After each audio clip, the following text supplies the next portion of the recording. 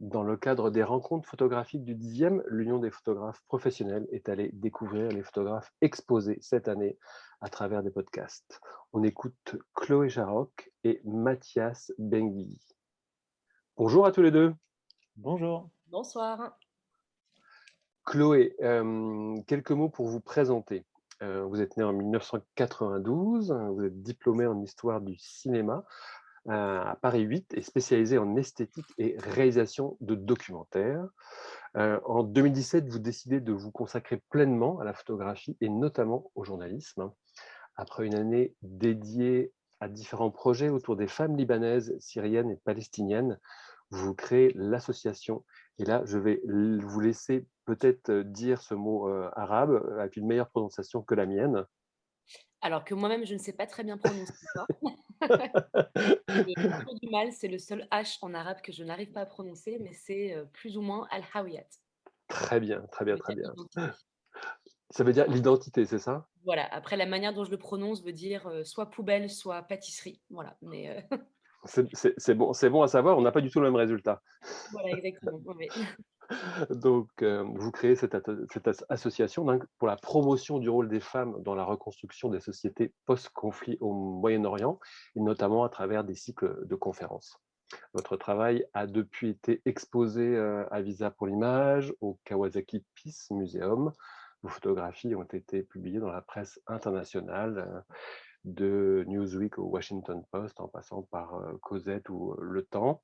En 2021, vous avez rejoint l'agence Myop, et cette même année, vous avez été nominé pour le prix Leica Oscar Barnack, et vous étiez aussi nominé pour le Visa d'Or dans la catégorie, c'était presse quotidienne, c'est ça? Ou c'était C'est ça, ouais, ouais. pour la série donc exposée cette année aux rencontres photographiques, donc les cendres de Raqqa.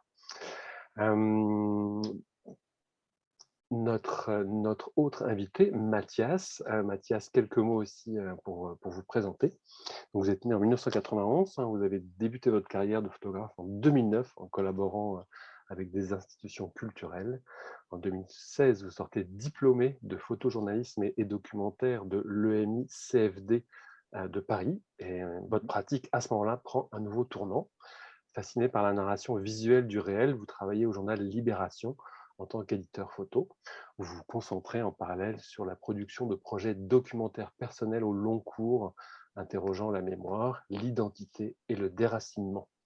Le projet Les Chants de l'Asphodèle a été créé en collaboration étroite avec Agathe Kalfas. Une exposition a été présentée l'été dernier à la Fondation Manuel Rivera Ortiz dans le cadre des rencontres de la photographie d'Arles. Et un ouvrage a été publié en septembre 2021 aux éditions Le Bec en l'air. Chloé, je reviens vers vous. Est-ce que vous pouvez nous présenter cette série, Les cendres de Raqqa? Alors, l'idée était de partir en fait en mars 2021, à l'occasion des 10 ans du conflit en Syrie. Mhm, Je suis partie avec le journaliste Wilson Fash, en commande notamment pour Libération. Et on est vraiment parti à Raqqa avec l'idée de partir de manière assez libre, à mhm, savoir qu'on n'avait rien en fait organisé de spécifique sur place, avec vraiment en tête de rencontrer des personnes un peu dans la rue, pour avoir leur expérience et leurs témoignages sur ces 10 ans de guerre. Et donc l'idée était un petit peu voilà, de montrer d'un côté la destruction totale de cette ville, mhm, qui, encore aujourd'hui, enfin, qui a été détruite à 80% lors de l'offensive en 2017 contre l'État islamique, qui avait fait en fait de cette ville leur capitale de leur califat. mhm. Et de montrer également un petit peu, voilà, au sein de cette destruction, la vie qui reprend petit à petit son cours. Donc voilà, donc c'est vraiment cette dualité entre la destruction, mais à la fois la vie qui reprend très lentement son cours à Raqqa.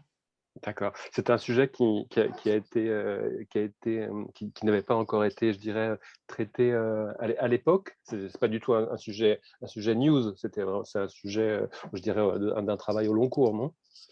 Alors c'était plutôt de la news, au contraire. Moi, c'était la première fois que je me rendais en Syrie. Mhm, J'avais beaucoup travaillé en Irak auparavant, mais en Syrie, jamais. Mmh. Et là, on y est vraiment allé avec Wilson, à la date d'anniversaire même, de ce conflit. D'accord. Avec vraiment, voilà, dans l'optique de c'était vraiment de la news, en fait, pour montrer, cette espèce d'anniversaire, en fait, enfin anniversaire, le mot est peut-être mal choisi, mais cette «commémoration» entre guillemets de cette date, particulière. Hem, donc voilà, donc c'était plutôt de la news, mais on a eu quand même 2 semaines sur place, Mmh. en Syrie. À Raqqa, on a passé peut-être un petit peu moins de temps, mais on a travaillé, voilà, de manière assez extensive et voilà. Très bien, très bien, très bien. Mathias, est-ce que vous pouvez présenter, votre travail, s'il vous plaît? Oui, bien sûr. Les Chants de l'Asphodèle, donc c'est un projet avec plusieurs diffusions Mmh. qui a été créé à quatre mains avec Agathe Kalfas, Mmh. qui est elle-même directrice artistique et développeuse de projets dans la photographie. Et sur ce projet-là, elle est aussi écrivaine et curatrice de poèmes. C'est-à-dire qu'on a voulu créer une histoire autour de Lesbos, une recherche autour de ce territoire Mmh. pour en fait exposer l'histoire migratoire de Lesbos. À peu près sur 5000 ans ininterrompus de mouvements de population sur place.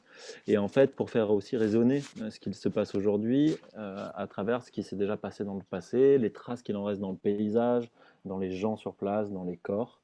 Et on va dire que c'est un peu c'est un travail documentaire, mais qui se permet un peu de recul poétique, on va dire, en amenant justement du texte qui est travaillé par Agathe Kalfas, Mmh. et en même temps une curation de poèmes d'auteurs grecs qui sont du siècle dernier, en 1920, et qui racontent eux-mêmes un peu la migration et le peuple grec qui est migrateur. Parce qu'en fait, à peu près dans l'histoire de Lesbos, on se retrouve avec en 2015 un demi-million de réfugiés qui arrivent quand même sur Lesbos. C'est la crise migratoire, comme on l'a tous entendu dans les médias et la presse internationale. Et en fait, ça fait écho presque un siècle plus tôt à une histoire assez particulière en Grèce qui marque énormément la Grèce à cette époque-là. On parle de 1920, 21, 22, donc un Mmh. siècle pile poil, on va dire, en arrière. C'est l'expulsion de 2 millions de Grecs qui habitaient en Asie mineure, donc la Turquie actuelle, et qui habitaient là depuis l'Antiquité et qui ont été expulsés et qui sont arrivés sur le continent grec actuel parce que l'Empire ottoman, c'était l'effondrement de l'Empire ottoman. Et en fait, ça a été déjà un énorme mouvement de population et 50% de la population de Lesbos se trouve à être des descendants de ces réfugiés-là. Et donc, voilà, c'est le premier écho, on va dire, avec ce qui se passe aujourd'hui. C'est 100 ans en avant et les petits-fils, les fils de ces gens-là ont aidé les réfugiés en 2015 et les aident encore aujourd'hui. Et en fait, en creusant, plus on creuse, et c'est là où on a utilisé la poésie, mais aussi la mythologie pour creuser dans ce projet, pour raconter vraiment le mouvement interrompu un peu sur cet endroit qui est au carrefour des civilisations, quoi, on va dire. D'accord, OK. Donc vous témoignez donc tous les 2 d'un monde en marche. Vos 2 regards sont éminemment contemporains. Ils sont à la fois complémentaires et différents. Néanmoins, je trouvais que, ce qui vous rassemble, je trouve que c'est un traitement, indirect du sujet. Est-ce que c'est quelque chose qui vous parle ou pas forcément? Oui, moi je dirais que par exemple à Raqqa, on a beaucoup vu en fait d'images de destruction directe, Mmh heu, mh. de misère, de douleur. Mmh. Là, l'idée était peut-être de montrer quelque chose de plus doux justement, Mmh. peut-être de mettre plus l'accent sur la vie qui reprend un petit peu son cours. Je pense que dans des régions en fait comme ça, c'est important justement de montrer des images un peu différentes de ce qu'on a Mmh. l'habitude de voir dans les médias. Mmh. Donc c'est pour ça que moi, c'était une photographie qui était un petit peu différente de ce que j'avais pu faire auparavant, qui était peut-être justement un peu plus poétique, un peu plus douce. On a essayé de laisser aussi une grande part, quand je dis «on», c'est, moi et le journaliste avec lequel je travaillais, mais de laisser une belle part également à l'humanité, en fait, des personnes qu'on a interviewées, qu'on a rencontrées sur place. Mmh. Donc voilà, et je pense qu'effectivement, dans des régions comme ça, c'est vraiment primordial, en fait, d'essayer de montrer quelque chose d'un peu différent, ouais. Ouais, parce que tout à l'heure, Chloé, vous évoquiez le côté «news» entre guillemets et c'est moi, le côté news sur votre série, par exemple, c'est pas du tout quelque chose que j'ai ressenti comme tel, vous voyez? Oui, en fait, quand je dis news, c'est plutôt quelque chose qui est lié à l'actualité Oui. forte. À savoir là, c'était plus dans la chronologie de l'événement même, à savoir la date anniversaire de ce conflit. On était dans quelque chose de news dans le sens où il fallait qu'on soit sur place à une Je date précise comprends. et qu'on envoie très rapidement les photos et le reportage. Après, effectivement, dans le traitement, c'est quelque chose d'assez différent que de la news. On n'a pas des événements, voilà, on n'a pas une, je sais pas, une manifestation qui éclate ou des événements très violents. C'était plus dans une approche documentaire, Mmh. mais au niveau de la date même, en fait, de ce qu'on a photographié et couvert, c'était plus de la news. Voilà. Mais effectivement, ouais, je vois Bien ce que tu sûr. Ouais, Mathias, la Oui, recherche, la recherche de strates, de signes, ce côté indirect aussi pour évoquer, je dirais, une situation, c'est quelque oui, chose qui vous parle, non? bien sûr. Alors, dans un premier temps, je dirais même par rapport à l'actualité. Et je pense que justement, si tu es à peu près dans une même école, en tout cas dans les mêmes réflexions avec Chloé, j'ai l'impression. Mais c'est que voilà, on aborde aussi tous les deux l'actualité dans nos projets. Moi, Lesbos, c'est une île où il s'y passe une histoire latente, qu'est la migration, mais en même temps, il y a eu énormément d'événements et je me suis retrouvé aussi pour de la news, envoyé même par le journal Libération sur place. Donc quand même un événement de forte news avec un camp de 20 000 personnes qui brûlent. Et en même temps, c'est le positionnement que je pense qu'on arrive à réfléchir, peut-être même en amont d'y aller ou sur place ou même après, qui nous fait avoir, on va dire, une espèce de petit recul, même si on fait de l'actualité. Et ce petit recul, c'est peut-être essayer aussi Chloé le disait très bien, mais c'est de montrer un peu les choses différemment. C'est-à-dire, il y a différentes manières de regarder les choses et on pourrait en être une autre au lieu de convenir à des règles esthétiques ou des choses comme ça qui sont exactement la presse aussi, mais la presse est aussi ouverte, hein.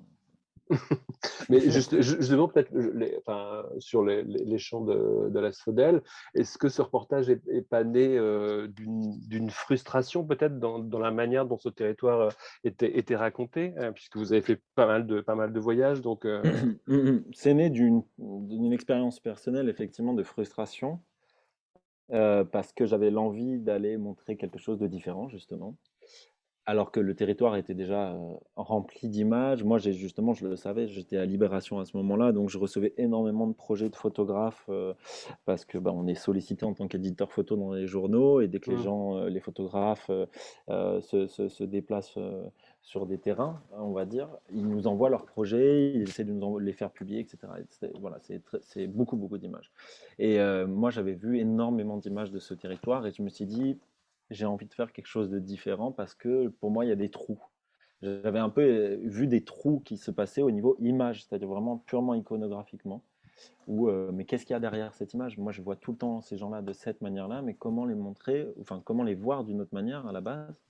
Et donc, je suis parti tout de suite après l'école de photojournalisme et j'ai travaillé à Libération et après, je suis reparti sur place. Et, euh, et en fait, ça a été assez difficile parce que je me suis retrouvé avec une journaliste avec qui on a voulu travailler pour des magazines et on s'est retrouvé en fait, à refaire plutôt des conditions de voyage sur place qui nous ont amené à voir les mêmes choses, on va dire. mmh. Et donc, je me suis rendu compte je pense que tous les sujets sont différents là-dessus. C'est l'espèce de couverture qu'il y a et qui est le premier accès à l'actualité sur place. Qu'est-ce qu'on nous donne? Qu'est-ce qu'il faut raconter?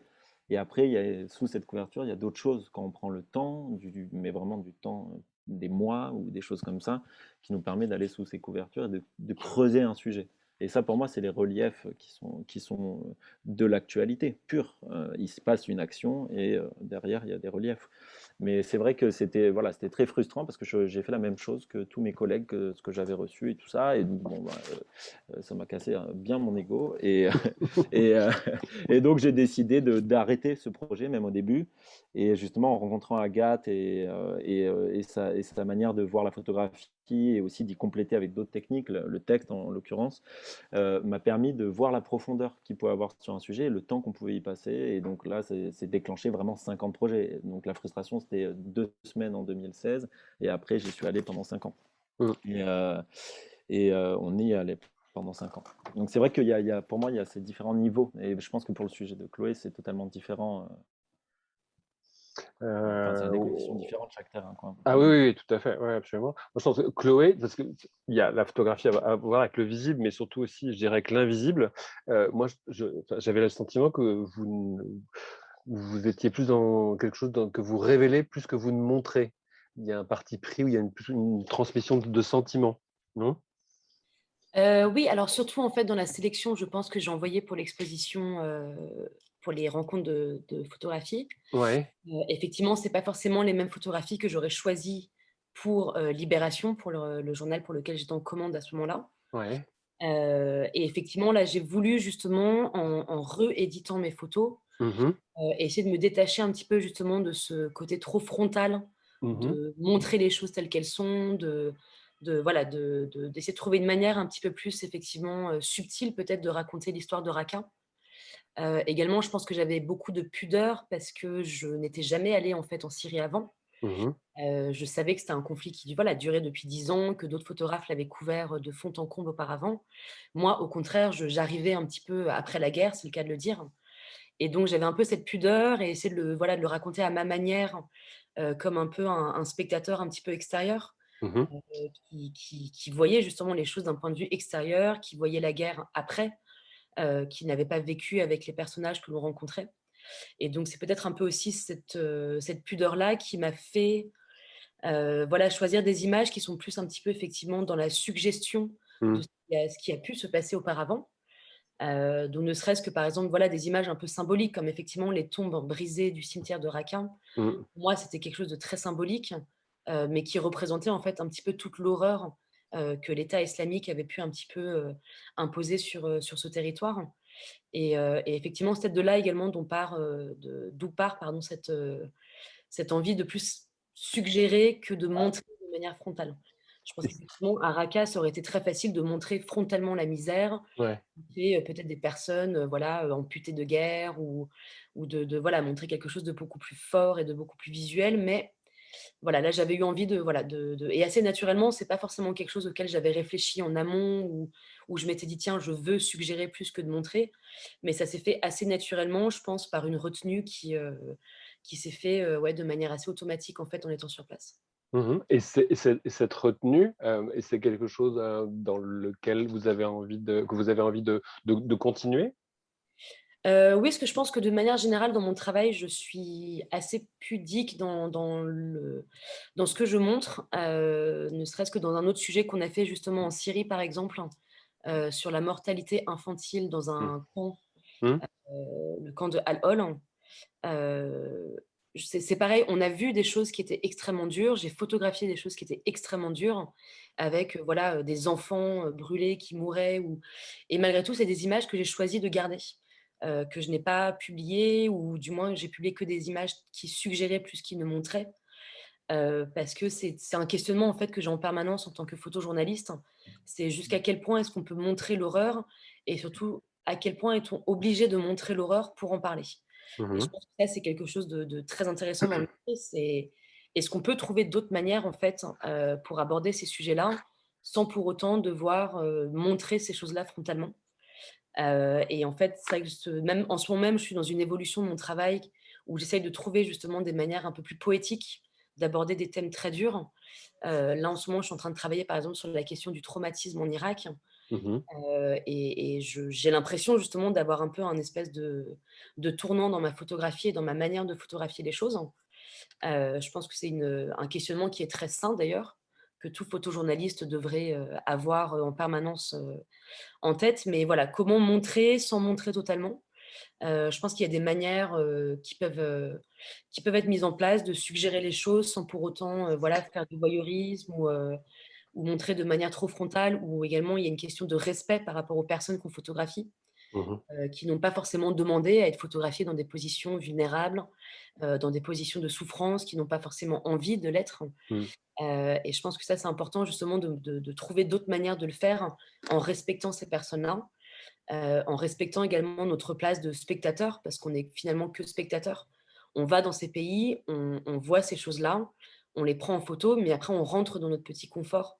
Mmh. Donc voilà, donc ça, c'est un questionnement effectivement qui est assez fort dans mon travail d'une manière générale, ouais. Mathias, dans le livre, hein, Les Chants, de l'asphodèle, il y a Lionel Charrier qui écrit, «Il faut aller chercher au-delà des images». Est-ce que c'est donc ça la clé du nouveau récit? Vaste question. Chloé vient d'y répondre extrêmement bien. Je veux dire, pour nous, c'est le positionnement du photographe. C'est-à-dire que c'est celui d'aller derrière les images, derrière l'image qu'on lui donne, derrière la première réflexion, c'est-à-dire de réfléchir un peu à comment montrer les choses. C'est pas une réflexion qui n'appartient qu'aux photojournalistes et à nous, les photographes de tous bords. Mm. Mais je veux dire, c'est aussi, on en parle pour plein de causes politiques actuellement, et la déconstruction de la masculinité, des masculinités, de plein de choses. Et ben, en fait, ça a aussi des correspondances au niveau de la guerre, au niveau de la migration, au niveau de comment on montre ces choses-là. Et en fait, de aussi calculer un tout petit peu socialement quel impact nos images ont sur les gens, quoi. Mm. Et l'histoire du photojournalisme, elle est importante aussi dans ce débat-là, parce que avant, on était les seuls sur ces terrains. Aujourd'hui, on n'est plus les mêmes, on n'arrive pas les premiers et tout ça, donc on est obligé de se mettre en réflexion d'une certaine manière. En tout cas, il faut essayer, je pense. Et c'est ça peut-être que Lionel dit là derrière, parce qu'il m'envoie un vendredi soir pour arriver le samedi matin à Lesbos en me prévenant le vendredi soir et pour faire la une le dimanche. Ouais. Franchement, voilà, c'est des expériences qui ont rien à voir avec le derrière des fois des images, Mm. même si tu dois le faire quand même parce que c'est ton positionnement de photographe, et même si on te le demande en une demi-heure ou en 6 mois, bah, ça devrait être à peu près la même chose, et ça, on doit tous exercer un jour à l'être peut-être, mais bon, en tout cas moi j'essaie d'y tendre un peu à me positionner, quoi. Quelle est ma position et tout ça, parce qu'on raconte ce monde, donc on a une position directe. J'entends. Chloé, vous conciliez photographie et militantisme en créant ou en accompagnant des associations. La photographie vous a amené au militantisme ou l'inverse? Alors effectivement, cette histoire d'association, est partie justement, d'un workshop qu'on avait fait ensemble avec Mathias d'ailleurs, Mhm. avec un photographe, Robin Hammond, qui lui, pour le coup, est extrêmement engagé, très militant dans son travail, Mm. qui nous avait un petit peu remué au moment de ce workshop en nous disant: «Mais posez-vous la question de pourquoi vous faites ce métier?» Et effectivement, moi, ça avait été un petit peu un électrochoc à ce moment, sauf que ça faisait, à peine 1 an peut-être que je faisais ce métier. Et effectivement, quand on débute dans le métier, on a des envies, énormes de changer le monde, de faire bouger les choses, de dénoncer, de voilà. Mhm. Et donc effectivement, j'avais créé cette association. C'était pas forcément dans une idée de militantisme, mais plus dans l'idée justement d'aller un peu au-delà des images. Mhm. Je m'étais fait un peu la réflexion que ces témoignages de femmes que je rencontrais sur le terrain dans le cadre de mes reportages, je voulais que ces témoignages, en fait, aillent au-delà justement d'une simple publication dans la presse. Mm. Pour moi, c'était pas assez par rapport à l'importance, en fait, de leurs témoignages. Et donc l'idée était plutôt de créer également des passerelles avec d'autres champs d'études, que ce soit, des psychologues, des chercheurs, des humanitaires, enfin voilà, de plus créer en fait des liens, et puis également voilà, de porter parce qu'effectivement on ne peut pas, faire ces sujets sans être engagé, c'est une obligation. On parle beaucoup de la voilà, de l'objectivité, des photographes ou des journalistes, mais dans le fond, je pense que dès lors qu'on choisit de faire un sujet et dès lors qu'on choisit de couvrir, une problématique et pas une autre, on est forcément engagé, en fait, d'une manière ou d'une autre. Mais après, il y a, voilà, la manière dont on va s'engager, la portée qu'on va essayer de donner à son engagement également. Donc pour moi, c'était donc après pour répondre à votre question, c'était plutôt le photo ouais, la photographie qui a apporté cet engagement, Mhm. parce qu'avant le photojournalisme, j'étais un petit peu perdue. En fait, c'était voilà, études de cinéma, mais également histoire de l'art, donc j'étais plus dans quelque chose d'artistique, pas Mhm. forcément très engagée. C'était plus dans l'esthétique, en fait, et l'image qui m'attirait, comme choix de carrière. Et c'est plus, voilà, en faisant mes premières photos journalistiques, Mhm. là, il y a eu un espèce de déclic où je me suis dit: «Waouh, en fait, on peut allier, cette envie artistique, cette envie d'image, cette attirance à l'esthétique à quelque chose qui est ancré dans le réel». Et qui permet en fait de dénoncer, qui permet de parler de choses qui nous importent, qui nous révoltent, qui voilà. Donc c'est dans ce sens-là, ouais, que ça s'est fait pour moi. Très bien. Mathias, donc avec Agathe Kalfas, pour les textes de ce livre, hein, les chants de la Sodèle, donc il Non, est pas paru, que, hein. non pas que, non, non, non, mais Non, on a créé ensemble réellement le projet, et le après on s'est projet, voilà, c'est ça. distribué des techniques pour le travailler, mais oui, oui. Eh bien, mais justement, c'est un livre, je trouve que c'est un livre très délicat, qui est paru au Bec en l'air. Et il y a, voilà, il y a des une mise en page. Enfin, il y a vraiment, c'est un très très bel objet. Est-ce que vous pouvez juste nous en dire quelques mots? D'ailleurs, Chloé, vous avez participé, non, à ce livre, je crois, non? Oui. Très humblement, j'ai juste fait les traductions en anglais. C'est ça, c'est ça. Mais j'ai été ravie parce qu'en plus, bon, au-delà du fait que Mathias et Agathe sont d'extrêmement bons amis, c'est un travail moi, que j'ai absolument adoré et que, comme vous dites, je trouve qu'il est très délicat, il est très beau, très poétique. Et c'est une superbe manière, je trouve, d'aborder les problématiques de Lesbos. Ouais. Merci Mathias, Chloé. Mathias, sur le livre. Sur le livre, c'est vrai que tout au début, je disais c'est un projet qui a de multiples diffusions. On était un peu dans la réflexion de, on veut raconter une histoire, mais cette histoire, après, comment on la raconte? Mm. Il y a la presse, qui est très traditionnelle chez nous, les photojournalistes, parce que c'est le rapport à la presse qui est une des premières choses qu'on fait. Et après, il y a plein d'autres choses. Mais ça peut aller d'un podcast à une exposition, à un livre, et voilà. Et en fait, on essaye de créer un peu une réflexion de 360 degrés. Et le livre et l'exposition, en l'occurrence, étaient deux grosses forces pour montrer cette chose-là. Donc, on a réussi à sortir en même temps pour les rencontres d'Arles cette année. C'était une opportunité complètement incroyable. Et, euh, et donc, ce livre, il vient compléter les expositions qui sont présentées ensemble. C'est-à-dire qu'il laisse un peu. C'est un livre sans légende jusqu'à la fin, on va dire. Mhm. C'est-à-dire qu'on laisse rentrer le spectateur, le lecteur, la personne qui vient se renseigner, on va dire, mais se recréer une iconographie de l'île. Et avec toutes ces images et les textes d'Agathe et les curations de poèmes qui interviennent avec les portraits, ce sont des choses qui vont juste re-rentrer dans l'imaginaire de la personne qui s'imagine Lesbos. Et qui, comme c'est un territoire qui est un peu connu, on va dire, dans l'imaginaire collectif, on joue avec ça. On essaie de compléter cet imaginaire collectif, d'ajouter des pierres un peu à l'édifice. Et donc, tu rentres dans le livre avec plein d'images, des textes, et tu te refais ton image. Et à la fin, tu déboules sur le texte de Lionel et de Lionel Charrier, Mhm. et après une carte qui te remémore où ont été prises les photos. Et après, toutes les légendes et une continuité beaucoup plus documentaire, parce qu'en fait, c'est là où le projet, on essaie de le faire quand même énormément documentaire, c'est une enquête. On a interviewé des gens, créé une recherche de 5 ans dessus quand même. Et donc, on a voulu quand même le retranscrire, mais pas en premier lieu, dans un sens où on avait besoin de le spectateur qui se réapproprie l'histoire de cette île et voir l'identité et la dignité de ces gens. D'accord, très bien. Agathe, vous avez des projets prochainement, fin 2021, 2022, sur d'autres séries? Avec, Chloé, pas Agathe. Pardon. Oui, oui, pardon. Des Chloé, projets, pardon, Chloé. 2022. Oui, Chloé, oui, oui, tout à fait, oui. Alors, mon grand projet justement actuel, c'est un projet que je développe sur la question du traumatisme et de la violence en Irak. Voilà. Mhm. Que là, j'ai entamé, justement, je suis rentrée d'Irak il y a assez peu de temps. Mhm. Et que donc je vais poursuivre là tout au long de 2022 et qui est justement une approche un peu différente de ce que j'ai pu faire auparavant. Peut-être un peu plus documentaire que journalistique, où justement j'aimerais mêler un petit peu plus de texte, hein, de multimédia, Mhm. une photographie qui est assez différente également de ce que j'ai pu faire auparavant. Donc ça, je pense que ça va bien m'occuper. Et puis, Mhm. et après de projet, je dois retourner en Inde également pour un projet que j'avais déjà débuté pardon, auparavant.